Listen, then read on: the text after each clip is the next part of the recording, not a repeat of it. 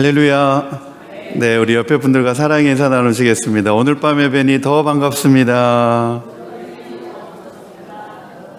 네, 이렇게 인사하는 이유가 있죠? 네, 지난 월요일인가요? 토네이도가 이제 이 근처 이렇게 지나가서 워싱턴 인근에도 보니까 인명피해가 있고 또 많은 가구들이 정전돼서 또 어려움을 겪었다고 이렇게 뉴스에 나오더라고요. 우리 성도님들은 괜찮으신가요? 네, 아멘, 다행입니다. 우리 교회도 이제 토네이도가 지나간 것 같아서 이렇게 둘러보니까 저기 앞에 죽은 나무가 하나 쓰러진 거예요. 그래서 오늘 또 우리 손정태 집사님이 또 톱을 가져오셔가지고 다 그거 이제 정리하시고 너무 감사하더라고요. 또 이렇게 교회를 위해서 수고하고 애쓰는 손길이 있어서 너무 또 감사를 드립니다. 네, 한 가지 우리 광고 말씀드립니다. 우리 권사님 기도해 주신 대로 다음 주 금요일입니다. 다음 주 금요일 저녁 8시에 우리 기도원 집회로 모이겠습니다. 기도원 집회로. 그래서 우리 기도원 이제 멀리 가면 좋은데 올해는 멀리 가지 않고 우리 서울 기도원이 있습니다. 서울 기도원. 너무 좋은 기도원이 여기 비전센터에 있더라고요. 그래서 서울 기도원에서 모이겠습니다. 그래서 다음 주 금요일에는 제가 구약 전반에 걸쳐서 세미나를 해드리려고 합니다. 네, 이거 제가 한국에 있을 때는 강사로 이렇게 초빙 받아가지고 다니면서 제가 했던 강의들입니다. 그래서 이번에 이제 구약 전체 개관 그 세미나가 대략 한 2시간 반 정도 딱 걸리는데, 우리 성도님들은 제가 사랑하니까 압축해서 해드리겠습니다. 그래서 여러분들 많이 기도해 주시고, 그때는 우리가 찬양도 많이 하고, 또 기도도 많이 하고, 또 성경 말씀도 우리가 충만하게 나누려고 합니다. 그래서 다음 주 금요일 8시입니다. 8시에 나오셔서 우리 같이 은혜 받으면 좋겠습니다. 자, 오늘 말씀입니다. 오늘 우리에게 주신 하나님의 말씀은 요한계시록 4장 1절에서 8절에 있는 말씀입니다. 요한계시록 4장 1절에서 8절입니다. 한 절씩 저와 여러분이 교독해서 읽겠습니다. 1절 말씀을 제가 먼저 읽겠습니다. 그 뒤에 내가 보니 하늘의 문이 하나 열려 있었습니다. 그리고 전에 내가 들은 그 음성 곧 나팔 소리와 같이 나에게 들린 그 음성이 이리로 올라오너라. 이 뒤에 일어나야 할 일들을 너에게 보여주겠다 하고 말하였습니다. 나는 곧 성령에 사로잡히게 되었습니다. 그런데 하늘의 보좌가 하나 놓여 있고 그 가운 보좌에 한 분이 앉아 계셨습니다. 거기에 앉아 계신 분은 모습이 벽옥이나 홍옥과 같았습니다. 그 보좌의 둘레에는 비추옥과 같이 보이는 무지개가 있었습니다. 또 그 보좌 둘레에는 보좌 24개가 있었는데 그 보좌에는 장로 24명이 흰 옷을 입고 머리에는 금면류관을 쓰고 앉아 있었습니다. 그 보좌로부터 번개가 치고 음성과 천둥이 울려 나오고 그 보좌 앞에는 7개의 횃불이 타고 있었습니다. 그 7 횃불은 하나님의 7 영이십니다. 보좌 앞은 마치 유리바다와 같았으며 수정을 깔아 놓은 듯 하였습니다. 그리고 그 보좌 가운데와 그 둘레에는 앞뒤에 눈이 가득 달린 4 생물이 있었습니다. 첫째 생물은 사자와 같이 생기고 둘째 생물은 송아지와 같이 생기고 셋째 생물은 얼굴이 사람과 같이 생기고 넷째 생물은 날아가는 독수리와 같이 생겼습니다. 이 4 생물은 각각 날개가 6개씩 달려 있었는데 날개 둘레와 그 안쪽에는 눈이 가득 달려 있었습니다. 그리고 그들은 밤낮 쉬지 않고 거룩하십니다. 거룩하십니다. 거룩하십니다. 전능하신 분, 주 하나님, 전에도 계셨으며 지금도 계시며 또 장차 오실 분이십니다. 하고 외치고 있었습니다. 아멘, 아멘, 아멘. 자, 드디어 이제 요한계시록 4장입니다. 네, 그동안에는 우리가 이제 소아시아 7교회를 자세하게 살펴보느라고 진도가 빨리빨리 안 나갔는데 이제부터는 진도가 빨리빨리 나갑니다. 네, 정신 바짝 차리시고 잘 따라오셔야 됩니다. 아셨죠? 네, 요한계시록은 특별히 누구에게 주신 말씀이라 그랬죠? 소아시아 7교회, 소아시아 7교회를 향하여 주신 말씀인데, 이제 요한계시록 4장부터는 주제의 단락이 이제 바뀝니다. 그래서 2장부터 3장까지 요한계시록을 이제 크게 두 부분으로 나눌 수가 있는데, 첫째 부분이 이제 2장과 3장, 그 부분이 전반부이고, 그리고 그 다음 부분이 요한계시록 4장부터 24장까지입니다. 그래서 이제 4장부터는 새로운 주제의 단락이 시작되는 부분입니다. 그래서 이제 저는 이 성경을 읽을 때 이렇게 성경을 구분해 가지고 이제 읽는 것을 상당히 저는 좋아하는데, 성경이 그렇게 되어 있습니다. 성경이 그렇게 되어 있는데, 자, 전반부 7편지에서는 어떤 메시지가 들어있냐면 지금 있는 일들에 대한 메시지, 말씀이 주어지고 있습니다. 그리고 그 다음 4장부터 이제 22장까지는 앞으로 되어질 일들, 장차 될 일에 대하여서 그 메시지들이 주어지고 있습니다. 그래서 이렇게 요한계시록을 이제 크게 두 부분으로 구분해서 우리가 읽어볼 수가 있는데, 전반부의 내용이 예언의 말씀이라고 한다면 그 다음에 이어지는 후반부의 내용은 묵시에 대한 내용입니다. 묵시라고 하는 것은 여러 비유와 상징으로 가려져 있는 말씀이죠. 그래서 이제 이만희는 그것을 이제 이용을 해가지고 이긴 자가 자기고 자기가 이제 그리스도다, 뭐 성령이다라고 막 주장을 하는데, 그것은 요한계시록을 잘 공부를 안 했기 때문에 그렇습니다. 그렇죠? 요한계시록 어디를 읽어봐도 이긴 자가 이만이다라고 하는 내용이 전혀 나오질 않습니다. 그래서 전자의 내용은 이제 교회론에 대한 부분입니다. 이제 소아시아 7교회를 향하여서 주어지는 말씀이었기 때문에 교회론에 관한 말씀이었다고 한다면, 이제 나오는 후자의 말씀은 종말론에 대한 말씀이 나오죠. 그래서 주제의 내용이 완전히 이제 전환이 됩니다. 그리고 전반부에는 권면의 말씀이었다고 한다면, 이제 나오는 후반부는 왜 그런지에 대한 이유를 말하는 그런 말씀입니다. 그리고 전반부에는 7교회들에 대한 경고성의 말씀들이 많이 들어있었다고 한다면, 이제 나오는 후반부부터는 요한 시대부터 이제 주님 재림 시대까지 일어날 그러한 일들에 대하여서 말씀하고 있는 내용들이 나오고 있는 것을 볼 수 있습니다. 그래서 전반부를 권면의 말씀으로, 그리고 후반부를 왜 그런 권면을 주시는지에 대한 이유에 대한 말씀으로, 그런 형식으로 이제 살펴보게 되면 이것을 가리켜서 일종의 경고성이 들어있는 설교문이다라고 주석학자들은 그렇게 이야기를 하고 있습니다. 그래서 요한계시록 2장에서 3장에는 7교회를 향한 아주 포괄적인 그런 경고성의 말씀들이 들어있습니다. 그 7교회들에 대한 말씀이 처음에 이렇게 나오죠. 그죠? 처음 사랑을 잃어버려서는 안 된다. 어느 교회에게 주신 말씀이죠? 에베소 교회. 고난을 두려워하지 말아야 된다. 서머나 교회. 교리적인 타협을 하지 말아야 된다. 그쵸? 버가모.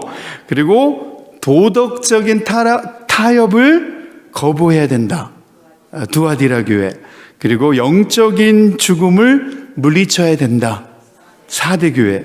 그리고 너의 믿음을 굳게 잡고 있어야 된다. 필라델비아 교회. 그리고 마지막으로 영적인 미지근함을 배격해야 된다. 라오디아 교회. 이 7교회를 향하여서 이런 경고성의 말씀을 주고 있는 거죠. 그럼 왜 이런 경고성의 말씀을 주고 있느냐? 이제 그 다음 후반부에서는 바로 계시록 4장 24장부터 22장까지는 바로 이 일을 통하여서 바로 반드시 이루어질 것이고, 또 이후에 마땅히 될 일들이 있기 때문에 이 7교회들이 그렇게 해야 된다라고 하는 이제 그런 구조로 이 요한계시록이 지금 구성이 되어 있습니다. 그러면 이 계시록 4장부터 22장까지 마땅히 속히 일어날 일들은 어떤 일들이냐? 제가 간단하게 요약을 해서 또 알려드리겠습니다. 그 내용이 무엇이냐면 주님이 곧 오신다. 그리고 지금 현재는 이제 곧 끝날 것이고 교회의 원수들은 하나님 앞에 심판을 받게 되고 교회는 비록 고난 가운데 있지만 마침내 승리하여 구원을 얻게 될 것이다. 그리고 끝까지 견디는 자는 구원을 얻게 될 것이다 라고 하는 내용으로 요한계시록이 끝나고 있습니다. 그 어디를 찾아봐도 이만희가 다시 오실 성령이다. 이만희를 신천지를 믿어야 된다. 그런 내용은 전혀 나오지가 않습니다. 이 후반부의 내용은 바로 그 내용입니다. 우리 주님이 속히 오시기 때문에 영적으로 깨어 있어서 이 고난을 이겨내고 교회를 핍박하고 박해하는 원수들은 하나님이 심판하신다는 거예요. 하나님이 심판하시고 핍박 가운데 있는 교회는 마침내 승리하여 구원을 얻게 될 것이다. 그리고 끝까지 믿음을 지키는 자가 이 구원에 참여하게 될 것이다 라고 하는 내용으로 이 계시록을 이제 마무리하고 있습니다. 여러분, 우리도 이 계시록의 말씀을 왜 지금 이렇게 열심히 우리가 수요일마다 공부하고 있느냐? 우리도 이 7교회들에게 주시는 영적인 교훈을 우리도 받아서 영적으로 우리가 깨어 있어야 하기 때문에 그렇습니다. 영적으로 깨어 있어야 될 줄 믿습니다. 영적으로 깨어 있어야 되는데 이 영적인 원리가 너무나 중요합니다. 어떤 분들은 이제 지금 세상 일이 너무 바쁘니까 좀 바쁜 일 좀 처리하고 그다음에 이제 좀 경제적으로 여유가 생기고 시간적으로 좀 여유가 생기면 그때 교회를 열심히 하겠습니다. 이렇게 말하는 분들도 계실지 모르지만 때는 늦으리입니다. 때는 늦으리. 진짜 그렇습니다. 진짜 그렇습니다. 이제 나이가 점점 들어감에 따라서 시력도 이제 점점 안 좋아지고 그래서 하시는 말씀들이 있으시더라고요. 내가 좀 한 살이라도 좀 젊을 때 좀 성경 좀 열심히 읽고 믿음 생활도 좀 열심히 해볼 걸 그랬어요, 목사님. 그런 분들이 계시더라고요. 그렇죠? 우리 교회에 계시더라고요. 내가 좀 젊었을 때, 목사님처럼 저희가 좀 젊었을 때 좀 믿음 생활 좀 열심히 해볼 걸 지금 하려고 그러니까 잘 글씨도 보이지도 않고 힘들어요, 목사님 막 그러시더라고요. 그래서 우리가 영적으로 깨어 있어서 열심을 내야 될 줄 믿습니다. 이게 이제 중요한데 제가 중요한 영적인 원리를 알려드리겠습니다. 이제 땅에서 풀면 하늘에서도 풀린다라고 말씀하시잖아요. 그렇죠? 그래서 우리가 지금 이 우리 신앙생활의 영적인 원리를 우리가 풀어야 하늘에서 풀어져서 우리에게 복이 임하는 줄로 믿습니다. 이게 먼저인 거예요. 영적인 것이 먼저인 거예요. 그래서 이 사실을 우리가 이제 바로 잘 알아서 오늘 말씀 우리가 들으시면 됩니다. 자, 계시록 2장에서 3장에는 7교회에 보내는 편지가 들어 있습니다. 7교회에 보내는 편지는 이제 뭐라고 말씀드렸냐면 지금 있는 일에 대한 내용이다라고 말씀을 드렸습니다. 자막에도 나오죠. 7교회 편지는 어떤 내용이 들어있었냐면 바로 교회의 내적인 어려움에 대한 내용이 그 부분에 들어있었다고 한다면 계시록 4장부터 22장까지는 이제 이런 내용이 나오는데 7인과 7나팔 그리고 7대접 7으로 다 통일되어 있죠. 7교회를 비롯해서 이제 7으로 다 통일되어 있는데 계시록 4장부터는 교회의 외적 어려움에 대하여서 이제 그 주제가 맞춰져 있습니다. 특별히 이 교회 외적 어려움 어떤 어려움이냐면 로마 제국의 황제였던 도미티안 황제의 그런 박해에 대한 내용들이 이제 4장부터 22장 이 후반부에 이제 주된 내용으로 나오고 있는 것을 볼 수가 있습니다. 그래서 이제 7교회에 보내는 편지와 더불어서 계시록 4장부터 22장에서는 미래적인 사건들에 대한 예견이 이제 나오기를 시작합니다. 그래서 많은 상징과 은유와 비유들이 그곳에 다 들어있는데 걱정하지 마시기 바랍니다. 제가 차근차근 그 말씀의 의미를 잘 설명을 해드리도록 하겠습니다. 이 미래적인 사건들에는 늘 새로운 상징을 사용하여서 묘사하고 있는데 7이라는 숫자가 계속 공통적으로 연결되어져 가고 있습니다. 그러니까 이게 너무 막 너무나 우리가 막 새로운 사건이 아니라 이 7이라고 하는 숫자에 맞춰서 계속해서 반복적으로 이어지는 내용입니다. 계속 반복되는 내용이다라고 생각하셔도 별 무리가 없습니다.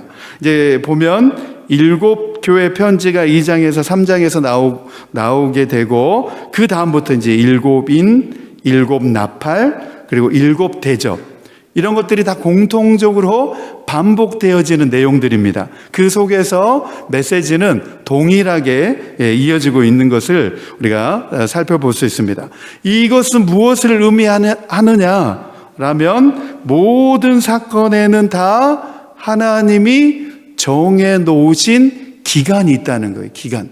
하나님이 그 기간을 다 정해 놓으셨다는 거예요. 그것이 이제 7인, 7나팔, 7대접이라고 하는 용어로 사용되어지는데 사실 그것을 다른 말로 바꾸면 하나님이 정해 놓으신 한도가 있다라고 하는 것을 이 사건을 통하여서 이제 말해주고 있습니다. 그래서 이제 도미티안 황제에 의한 로마 박해에 의한 공포가 절정에 달하고 교회의 박해가 극도로 달하였을 때에 하나님을 대항하는 이 세상 권세는 결국 멸망하게 된다, 망하게 된다라고 하는 사실을 교회는 소망 가운데 붙잡을 수 있다라고 하는 그 내용입니다. 그 내용입니다. 그래서 너무 어렵게 생각할 필요가 없습니다. 핵심 주제는 지금은 박해하고 핍박하지만 교회가 곧 소멸될 것 같지만 그러나 하나님이 그 교회를 붙잡아 주고 계신다. 그리고 대항하는 교회를 대항하는 하나님을 대항하는 이 세상 권세는 결국 멸망에 넘어지게 된다라고 하는 사실을 이 내용을 통하여서 보여주고 계십니다. 그리고 그 다음에 이어지는 내용은 무엇이냐면 그리스도가 이제 심판하시러 나타나신다는 거예요. 교회를 박해하는 이 세상 권세에 대하여서 누가 심판하러 오시느냐? 예수 그리스도가 심판하러 오신다는 거예요. 할렐루야. 이만희가 오시는 게 아니고 예수 그리스도입니다. 꼭 자기라고 막 우기고 있는데 절대 그렇지 않습니다. 성경은 예수 그리스도입니다. 예수 그리스도. 예수 그리스도가 심판하러 나타나셔서 이 어둠의 세력들을 멸망시켜 주신다는 거예요. 이만희에게는 그런 능력이 없습니다. 오직 예수 그리스도에게 이 능력과 권세가 있는 줄로 믿습니다. 그러므로 예수 그리스도께서 이 어둠의 권세를 멸망시켜 주심으로 인하여서 이제는 새 예루살렘과 하나님이 창조하신 새 세계가 건설되어지고 그 길을 여는 데 있어서 아무런 지장과 방해도 받지 않는다는 거예요. 누구 때문에? 예수 그리스도 때문에. 예수 그리스도 때문에 바로 이 하나님의 새로운 세상, 새로운 창조 세계를 여는 데 있어서 아무런 지장도 방해도 더 이상 이제는 받지 않는다라고 하는 내용으로 요한계시록이 끝납니다. 그리고 마지막에 이제 뭐라 그러죠? 주 예수여 어서 오시옵소서라고 하면서 간절한 기대와 소망으로 이제 결말을 맺게 됩니다. 그래서 요한계시록이 막 두렵고 무서운 책이 아닙니다. 너무 막 세상 종말에만 너무 막 관심에 맞춰져 있어가지고 요한계시록 그럼 왠지 막 무섭고 두려운 책이라고 생각되어지지만 그렇지 않습니다. 주님은 박해받는 교회의 편이고 또 성도의 편이라고 하는 사실을 우리에게 끊임없이 알려주고 있는 그러한 책입니다. 그래서 이 요한계시록의 전체 줄거리가 다 이제 끝났습니다. 그래서 이제 예배를 마쳐도 되겠습니다. 이게 이제 전체 줄거리입니다. 자, 첫 번째 주제입니다. 첫 번째 주제 같이 읽겠습니다. 첫 번째 주제 시작. 교회는 하늘에서나 땅에서나 오직 하나님만이 찬양과 영광을 받으시기에 합당하다는 사실을 알아야 합니다. 아멘, 아멘. 소아시아 7교회를 향하여 주시는 메시지가 바로 이러한 메시지입니다. 로마 제국의 그러한 황제 숭배의 강요에도 불구하고 교회는 끝까지 하늘에서나 땅에서나 오직 하나님만이 찬양과 영광을 받으시기에 합당하다라고 하는 사실을 계속해서 선포해야 된다는 거예요. 세상과 타협하지 말고 바로 이 믿음을 지켜야 된다. 끝까지 지켜야 된다라고 하는 사실을 이제 이 요한계시록 4장에서 말씀해 주고 있습니다. 우리 요한계시록 4장 1절에서 2절입니다. 1절에서 2절 같이 읽겠습니다. 시작. 그 뒤에 내가 보니 하늘의 문이 하나 열려 있었습니다. 그리고 전에 내가 들은 그 음성, 곧 나팔 소리와 같이 나에게 들린 그 음성이 이리로 올라오너라. 이 뒤에 일어나야 할 일들을 너에게 보여주겠다 하고 말하였습니다. 나는 곧 성령에 사로잡히게 되었습니다. 그런데 하늘의 보좌가 하나 놓여 있고 그 보좌에 한 분이 앉아 계셨습니다. 여기서 질문입니다. 네. 하늘에 올라가서 성령에 사로잡혀서 이 환상을 보게 된 사람은 누구일까요? 사도 요한입니다. 사도 요한은 성령에 사로잡혀서 무엇을 보았다고 말하고 있습니까? 하늘의 보좌, 하늘의 보좌입니다. 어렵지 않죠? 네. 요한계시록은 너무 어렵게 생각하면 안 됩니다. 네. 하늘에 보좌가 하나 놓여 있다는 것을 보게 되었습니다. 그래서 1절 말씀에 보면 나오죠. 그 뒤에 내가 보니 이렇게 되어 있습니다. 이 말은 요한계시록에서 너무나 자주 사용하는 표현입니다. 네, 계시를 보았다라고 하는 그러한 표현과 연결되어 있는 표현으로 이제 새로운 환상이 시작되었다는 것을 보여주는 표현입니다. 그 뒤에 내가 보니, 이제 사도 요한이 본 그 계시의 사실성과 현장성을 나타내 주는 말입니다. 그 다음에 보면 하늘의 문이 하나 열려 있었습니다. 그랬습니다. 하늘의 문이 열려 있었다는 거예요. 하늘은 하나님의 영광스러운 처소로서 그곳에 누가 계시는 거예요? 하나님이 계시죠. 하나님이 계시고, 하나님은 어디에 계시냐? 하늘의 보좌에 앉아 계신다는 거예요. 이게 이제 상징적인 의미로 이제 기록되어져 있습니다. 하늘이라고 하는, 지금 우리가 지금 보여지는 이 하늘이 아니라 그냥, 상징으로서 나타내주는 그런 단어입니다. 하늘의 보좌에 하나님이 앉아 계신다. 그래서 우리가 예배할 때에 하늘의 문이 열리는 줄로 믿습니다. 하나님은 우리의 예배를 받으시기 위해서 하늘의 문이 열리는 거예요. 그러면서 우리가 예배할 때에 하나님의 은혜가 예배하는 우리 모든 성도들에게 임하게 되는 줄로 믿습니다. 네, 하늘의 열린 문이라고 하는 것이 새로운 환상과 계시의 문을 의미하는 건데, 여기에서 말하는 문이라고 하는 것이 이렇게 우리가 열고 닫는 그 문을 그 자체를 의미하는 것은 아닙니다. 천상의 어떤 광경을 보여주기 위한 표현으로서 우리에게 이해하기 쉽게 표현하기 위해서 문이라고 이제 표현한 겁니다. 네, 그냥 하늘에 진짜로 이렇게 문이 있는 것이 아니라, 네, 우리가 그 계시에, 새로운 계시에 들어가기 위한 어떤 통로로서의 개념으로 이 말씀을 듣는 우리가 이해하기 위해서 문이라고 하는 표현을 사용하고 있습니다. 그래서 이것을 가리켜서 은유적인 표현이라고 그러죠. 그렇죠? 은유적인 표현. 그래서 우리가 하나님을 예배할 때도 하늘의 문이 열리는 줄로 믿습니다. 네, 그 찬양도 있잖아요. 하늘의 문을 여소서. 그 찬양도 있잖아요. 그렇죠? 임재라는 찬양이죠. 그렇죠? 네. 그래서 요한은 하나님의 영에 이끌려서 하늘에 올라가서 이제 하나님의 보좌를 보게 되었습니다. 그리고 지상에서 고군분투하고 있는 7교회를 비추던 이제 이 계시의 조명이 이제 어디로 향하고 있나요? 어디로 향하고 있어요? 잘 따라오다가 졸으셨나 봐. 네, 지금까지는 지상의 7교회를 향하여 비추었던 계시의 조명이 이제는 어디를 향하고 있죠? 하늘로 향하고 있어. 하늘로. 그렇죠? 이제 지상에서 하늘로 향하고 있다는 게 이게 이제 중요한 시점입니다. 네, 이 시점이 완전히 이제 바뀌는 거예요. 그동안에 2장과 3장에서는 소아시아 7교회를 향하여 그 계시의 눈이 비추어지고 있었다고 한다면 이제부터는 어디를 향하고 있냐면 하늘로 향하고 있는 거예요. 하늘. 네, 눈을 들어 하늘을 바라보시기 바랍니다.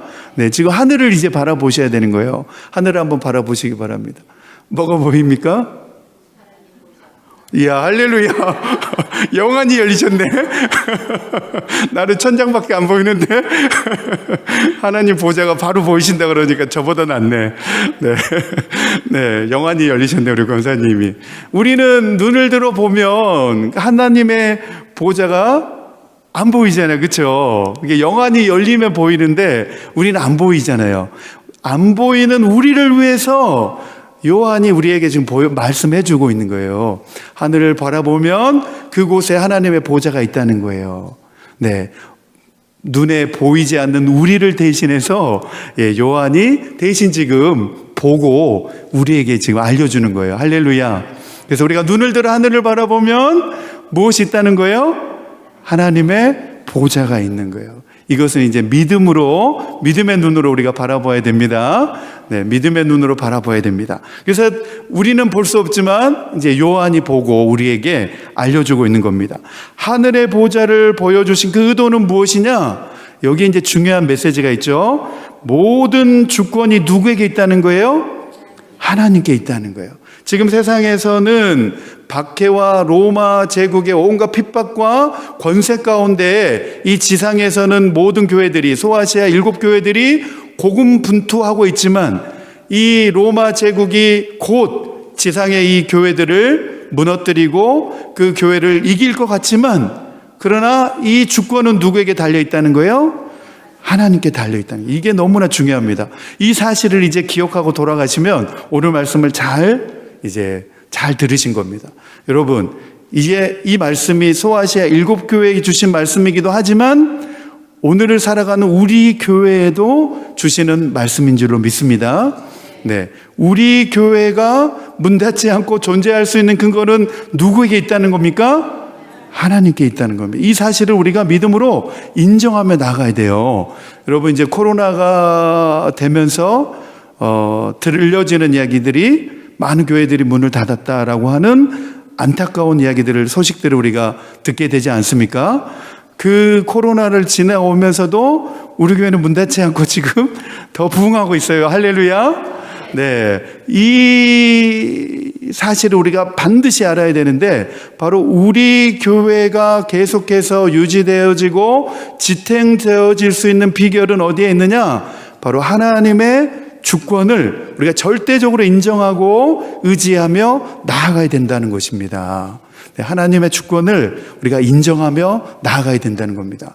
우리가 하나님의 주권을 인정하며 나갈 때에 우리 교회는 영원히 존재하게 될 줄로 믿습니다. 네, 우리 교회를 지탱해주고 존재하게 해주시는 분이 하나님이시라는 거예요. 하나님. 우리는 그 하나님을 믿고 지금도 예배하고 우리가 기도하며 하나님께 나아가고 있는 것입니다. 우리가 하나님의 주권을 인정하고 나갈 때 하나님 우리 교회를 지켜주시고 보호하여 주시고 지탱해 주시는 줄로 믿습니다. 네, 이 사실을 반드시 우리가 잘 알고 인정하면서 우리가 나아가야 됩니다. 지금 7교회가 이 로마 제국의 황제 숭배와 박해를 당하고 있지만 그러나 지상의 황제는 영원하지 않다는 거예요. 그 왕은 죽고 바뀐다는 거예요. 그러나 하늘 보좌에 앉아 계신 하나님은 영원하시다는 거예요. 네, 영원하시고 지상 나라들의 흥망이 바로 하나님의 주권 아래에 놓여 있다는 거예요. 그러므로 믿음의 성도들은 어디를 바라보아야 된다는 겁니까? 하늘. 네, 하나님 계신 하나님의 보좌를 바라보아야 된다는 거예요. 하나님의 보좌를 바라보아야 하나님의 뜻이 무엇인지 깨닫게 되어지고 보여주는 줄로 믿습니다. 그래서 결국에는 하늘을 바라볼 때 교회는 최후 승리하게 될 줄로 믿습니다. 네, 바로 그 내용을 이 요한계시록을 통해서 말씀해 주고 있는 거예요. 땅에서는 비록 끔찍한 일과 교회들이 많은 어려움과 공경에 덮여 있지만 그러나 하나님은 하나님의 보좌에 계셔서 지고하신 그 위험 가운데서 하나님의 주권 가운데서 통치하고 계신다라고 하는 사실을 바라보아야 된다는 것을 요한을 통하여서 우리에게 말씀해 주고 있습니다. 그러면서 4장의 이제 결론이 찬양의 문구로 이제 끝나게 되는 거죠. 이 사실을 깨닫고 나면 우리는 하나님을 찬양할 수밖에 없다는 거예요. 그렇죠? 찬양이 이제 그 다음에 나오잖아요. 그죠? 하나님의 다가오는 승리를 미리 내다보면서 찬양으로 하나님을 경배하고 있는 것을 볼 수 있습니다. 그래서 하늘에서나 땅에서나 오직 하나님만이 찬양과 영광을 받으시기에 합당하시다라고 하는 사실을 말씀하고 있습니다. 그 말씀이 바로 10절과 11절 말씀에 나옵니다. 같이 한번 읽겠습니다. 10절과 11절 같이 읽겠습니다. 시작. 24 장로는 그 보좌에 앉아 계신 분 앞에 엎드려서 영원 무궁하도록 살아계신 분께 경배드리고 자기들의 면류관을 벗어서 보좌 앞에 내놓으면서 우리의 주님이신 하나님, 주님은 영광과 존귀와 권능을 받으시기에 합당하신 분이십니다. 주님께서 만물을 창조하셨으며 만물은 주님의 뜻을 따라 생겨났고 또 창조되었기 때문입니다 하고 외쳤습니다. 아멘. 그래서 요한계시록 이제 앞으로 계속 읽어보면 이 하늘의 찬양이 계속해서 반복해서 나오고 있는 것을 볼 수 있습니다. 그때마다 지상에 있는 교회와 성도들은 누구를 찬양해야 된다는 겁니까?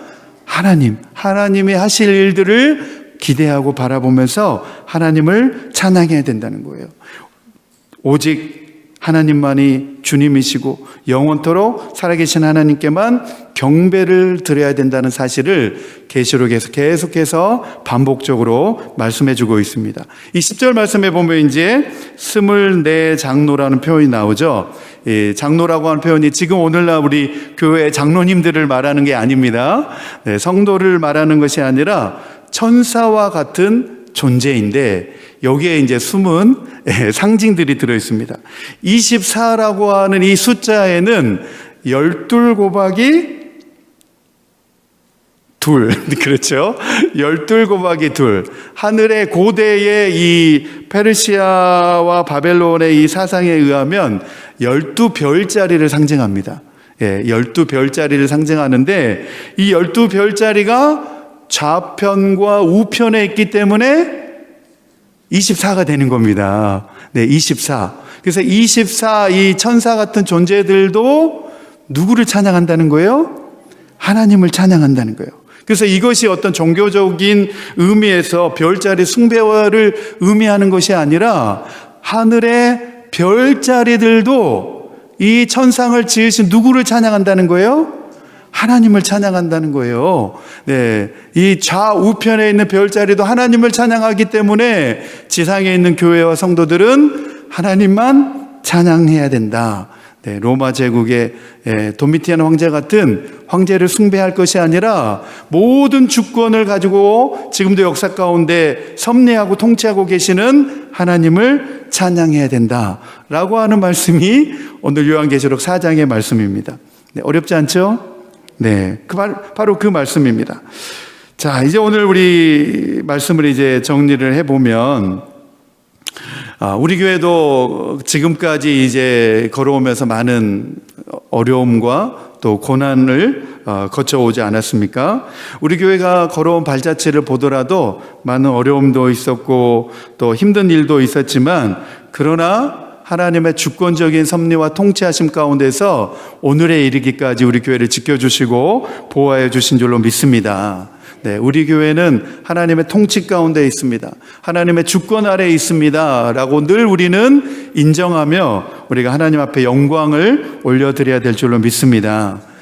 그리고 지금까지뿐만 아니라 앞으로도 우리는 하나님께 우리 교회를 맡겨드리고 하나님의 주권적인 섭리와 통치가 우리 교회 가운데 계속해서 임할 수 있도록 우리는 맡겨드려야 될 줄로 믿습니다. 하나님께 모든 것을 다 맡겨드리고 우리는 믿음으로 나아가야 되는 거예요. 믿음으로. 그러면 우리 하나님께서 우리 교회를 지켜주실 줄로 믿습니다. 제가 좋아하는 찬양 가운데 이제 찬송가 9장에 보면 하늘에 가득 찬 영광의 하나님이라고 하는 찬양이 있습니다. 그 찬송가의 4절에 보면 이런 가사가 나옵니다. 주 앞에 나올 때 우리 마음 기쁘고 그 말씀 힘대어 새 소망이 솟는다. 고난도 슬픔도 이기게 하시옵고 영원에 잇대어 살아가게 하옵소서. 이렇게 되었습니다. 물론 이 찬양의 고백이 고난도 슬픔도 이기게 해달라고 하는 그런 마음의 소원을 가지고 부르는 그런 간청의 찬양이기도 하지만, 그러나 이기기 위해서는 무엇이 필요하다고 고백하고 있냐면 맨 마지막에 뭐라고 고백합니까? 영원에 잇대어 살아가게 하옵소서. 네, 이게 너무나 중요합니다. 우리가 이 땅에서 믿음으로 승리하며 살 수 있는 비결이 어디에 있느냐?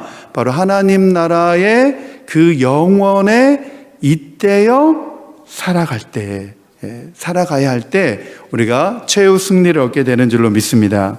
네, 지상에서 천상으로 또 시간에서 영원으로 연결되어 있다는 이 사실을, 우리가 영원에 잇대어 살아가고 있다라고 하는 이 사실을 우리가 기억하고 살아갈 때 우리가 이 땅에서도 믿음으로 승리하며 살 줄로 믿습니다. 어떤 목사님이 이런 책을 내셨더라고요. 날마다 천국을 향해 라고 하는 책을 이렇게 내놓으셨는데, 뭐라고 이제 고백하고 있냐면, 더 영광스러운 삶을 바라보며 날마다 천국을 향해 직진하십시다. 이렇게 말하고 있습니다. 천국을 향해 나아가야 된다는 거예요. 예, 그것이 바로, 그러한 삶이 바로 영원에 잇대어 사는 삶인 줄로 믿습니다.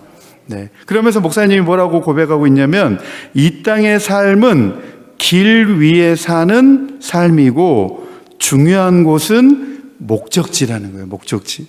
여러분의 목적지는 어디입니까? 네, 하늘, 네, 하나님 나라입니다. 우리가 살고 있는 이 땅은 지나가는 길이라는 겁니다. 그러니 목적지인 천국에 초점을 맞추고 살아갑시다. 이렇게 말씀하고 있는 내용이 제 마음에도 잔잔한 감동이 되었습니다. 실천을 위한 적용입니다. 실천을 위한 적용. 첫 번째 우리 같이 읽겠습니다. 시작. 구원받은 성도의 삶의 궁극적인 승리는 하나님 보좌 앞에 서는 것에 있으므로 하나님 나라 백성된 삶을 살며 받은 구원을 이루며 살겠습니다. 아멘. 저와 여러분이 이미 구원을 받았습니다. 그런데 성경에 보니까 받은 구원을 이루라 라고 말씀하고 있습니다.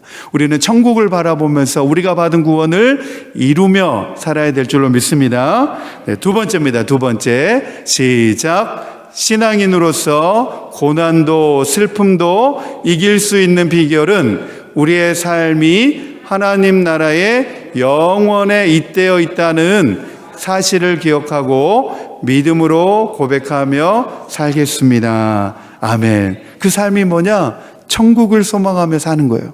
네, 우리 마음 가운데 천국을 소망하며 사는 삶이 영원에 잇대어 있다는 삶이라는 거예요. 네, 제가 이제 저는 목회자니까 장례 예배를 많이 드리잖아요. 그러면서 제가 장례 예배를 드릴 때마다 느끼는 거는 삶과 죽음이라고 하는 것이 큰 간격이 있는 게 아니더라고요. 그냥 이 종이 한 장 차이더라고요. 네, 종이 한 장 차이입니다. 네, 삶과 죽음은 그냥 이 종이 한 장 차이입니다.